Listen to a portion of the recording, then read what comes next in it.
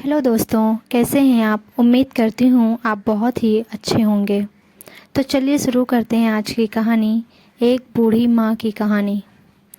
माँ छोटे बच्चे के पास बैठी थी। वह बहुत उदास थी और डर रही थी कि कहीं मर ना जाए।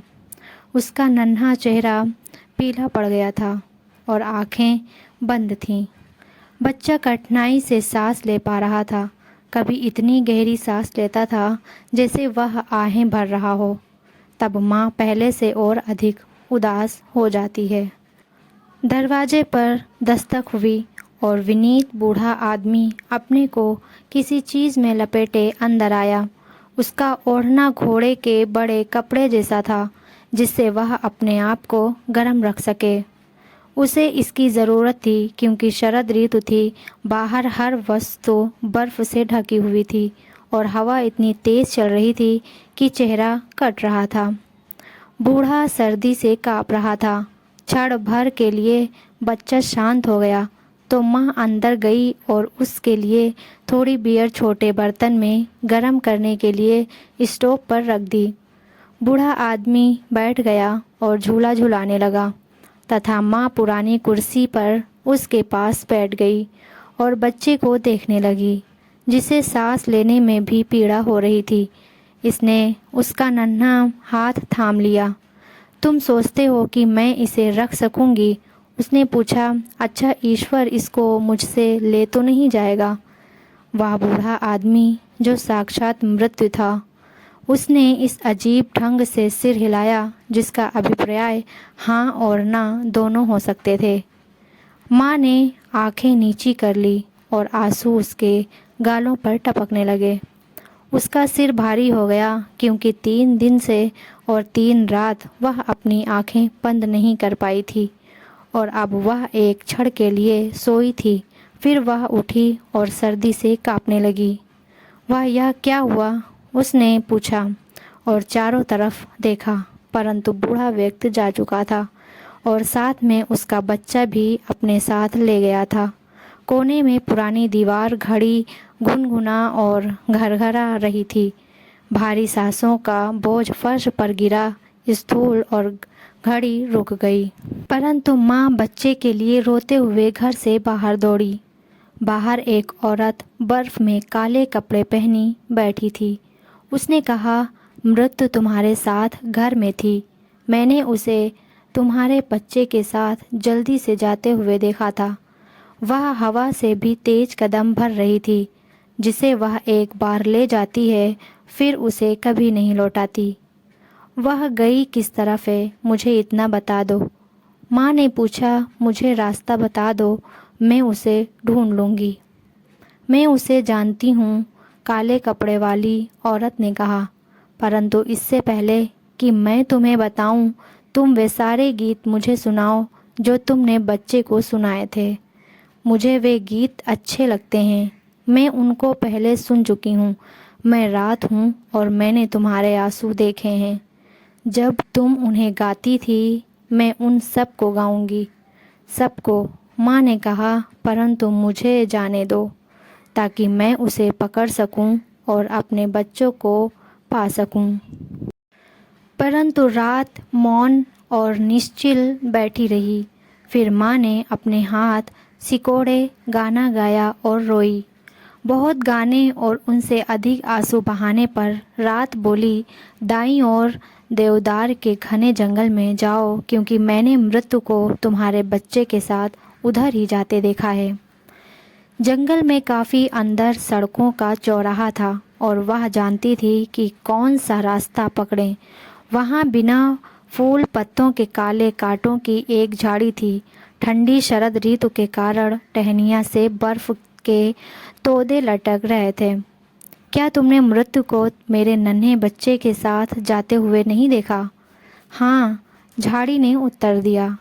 परंतु मैं तुम्हें तब तक नहीं बताऊंगी कि वह किस तरफ गई जब तक तुम अपनी छाती से मुझे गर्म नहीं करती। मैं यहाँ जम रही हूँ, मैं बर्फ़ बन रही हूँ। उसने झाड़ी को सीने से लगा लिया, बिल्कुल पास, ताकि अच्छी तरह गर्म कर सके। कांटे उसकी चमड़ी में घुस गए थे और उसका रक्त बड़ी बड़ी बूंदों से बहने लगा। कांटों वाली झाड़ी के ताज़ा पत्ते निकल आए और उस काली शरद रात में फूल खिल गए। एक दुखी माँ का सीना कितना गर्म होता है, काले कांटों वाली झाड़ी ने बता दिया कि वह कौन सा रास्ता पकड़े।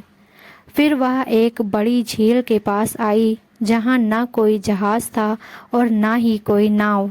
झील ना इतनी जमी हुई थी कि वह उस पर चल सके और ना ही इतनी काफ़ी खुली थी कि उसमें से चलकर निकल सके।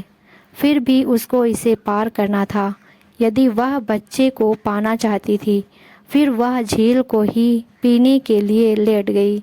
ऐसा करना किसी के लिए भी असंभव था, परंतु दुखी माँ ने सोचा कि शायद कुछ अजूबा हो जाए। नहीं, यह कभी नहीं हो सकता। झील ने कहा, आओ हम देखें कि हम समझौता कैसे कर सकते हैं। मुझे मोती इकट्ठा करने में रुचि है और तुम्हारी दोनों आँखों इतनी साफ हैं जैसे मैंने कभी नहीं देखी। यदि तुम अपने आंसू मुझ में डाल दो तो मैं तुम्हें बड़े ग्रीन हाउस तक पहुंचा दूंगी जहां मृत्यु फूल और वृक्ष उगाती है। उनमें से हर मानव एक जीवन है। ओह, मैं बच्चे को पाने के लिए क्या कुछ नहीं दे सकती, प्रभावित माँ ने कहा। वह और रोई। उसके आंसू झील की गहराई में गिरकर दो अमूल्य मोती बन गए। झील ने उसको ऊपर उठा लिया जैसे झूले में बैठी हो, फिर उसे दूसरे किनारे पर पहुंचा दिया जहां मीलों में एक शानदार घर खड़ा था। कोई यह नहीं बता सकता था कि वह जंगलों और गुफाओं वाला पर्वत था या ऐसी कोई जगह थी जो बनाई गई थी, परंतु बेचारी माँ उसे देख नहीं सकी क्योंकि वह अपनी आंखें खो चुकी थी। जो मेरे बच्चे को अपने साथ ले गई है, उस मृत्यु को मैं कहाँ ढूंढूं? वह अभी यहाँ नहीं पहुँची। पूरे बालों वाली बूढ़ी और ने कहा, जो मृत्यु ने शीशे के मकान में इधर उधर ध्यान से घूम रही थी, तुमने यह रास्ता कैसे ढूंढा और किसने तुम्हारी सहायता की है? अच्छे ईश्वर ने मेरी सहायता की है, उसने उत्तर दिया। वह कृपालु है और तुम भी कृपालु होगी। कहाँ मैं अपने बच्चे को कहाँ ढूंढूं? मैं नहीं जानती, बूढ़ी औरत ने कहा, और तुम भी देख नहीं सकती हो। कई फूल और वृक्ष रात को मुरझा गए हैं। मृत्यु आएगी और उनका जल्दी पुनरारोपण करेगी। तुम भली प्रकार जानती हो कि क्रमानुसार प्रत्येक मानव के पास जीवन वृक्ष अथवा जीवन पुष्प है। वे दूसरे पौधों की तरह नजर आते हैं, परंतु उनके दिल धड़कते हैं। बच्चों के दिल भी धड़क सकते हैं। इस पर विचार करो। संभवतः तुम अपने बच्चे के लिए की धड़कन को पहचान सको, परंतु तुम मुझे क्या दोगी यदि मैं बता दूं कि तुम्हें और क्या करना होगा? मेरे पास देने को और कुछ नहीं है, प्रभावित माँ ने कहा, परंतु मैं तुम्हारे लिए पृथ्वी के छोरों तक जा सकती हूँ। वहाँ तुम्हारे करने के लिए मेरे पास कुछ नहीं है, बूढ़ी औरत ने कहा, परंतु तुम अपने लंबे बाल मुझे दे सकती हो। तुम्हें स्वयं ज्ञात होना चाहिए कि ये सुंदर है और मुझे अच्छे लगते हैं। इनके बदले में तुम मेरे सफ़ेद बाल ले सकती हो। ये सदा के लिए कुछ न कुछ हैं। तुम और कुछ नहीं चाहती? उसने पूछा। मैं खुशी से इनको दे दूंगी। और उसने अपने सुंदर बाल उसे दे दिए और बूढ़ी औरत ने सफ़ेद बाल ले लिए। इसके बाद वह उसे मृत्यु के महान शीशे के घर में ले गई जहाँ फूल और वृक्ष आश्चर्य ढंग से आपस में मिले उग रहे थे। वहाँ घर के फूलों के नीचे सुंदर खिले थे, कुछ बिल्कुल ताज़ा और बाकी कुछ मुरझाए हुए। पानी के सांप उनके आसपास मिलन कर रहे थे और केकड़े टहनियों में दृढ़ता से चिपक रहे थे। वहाँ पाम के भड़कीले वृक्ष थे, बलूत, केले, अजमोदा और पुदीना के खिले हुए पौधे भी थे। हर फूल और वृक्ष का नाम था। प्रत्येक मानव जीवन था। लोग जीवित थे, एक चीन में, दूसरा गिरफ्रेंड में, दुनिया में बिखरे हुए। बूढ़े बड़े वृक्षों को गमलों में ढकेला गया था और काई में लिपटे रक्षित छोटे दुर्बल फूल धरती पे उपज रहे थे। परंतु दुखी माँ तमाम छोटे से छोटे पौधों पर झुकी और प्रत्येक में मानो हृदय को धड़कने पाया और लाखों पौधों में से अपने बच्चे की दिल का धड़कन पहचान लिया।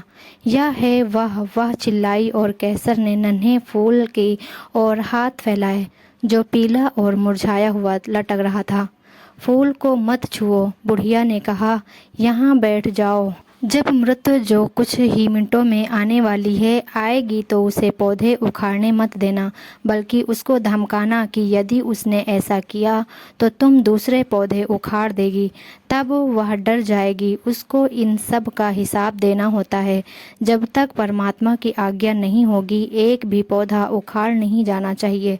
एकाएक बड़े कमरे में से एक बर्फीली झोंका आया और अंधी माँ ने महसूस किया कि मृत्यु आ पहुंची है। तुमने यहाँ का रास्ता कैसे ढूंढा? उसने पूछा। तुम मुझसे पहले जल्दी कैसे आ गई? मैं माँ हूँ, उसने उत्तर दिया। मृत्यु ने कोमल नन्हे फूल की ओर अपने हाथ बढ़ाए, परंतु उसने हाथ कस कर रखे और दृढ़ता से थामे रही। फिर भी उसने पूर्णतः सावधानी रखी ताकि वह एक पत्ती भी छू ना सके।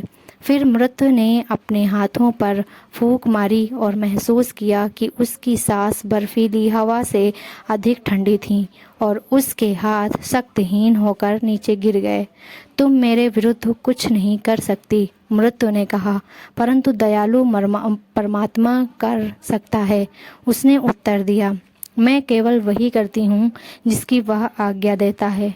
मृत्यु ने कहा, मैं उसकी मालिन हूँ। मैं उसके तमाम फूल और वृक्ष ले जाती हूँ और स्वर्ग के विशाल उपवन की अनजानी धरती पर पुनर्पूर्ण करती हूँ।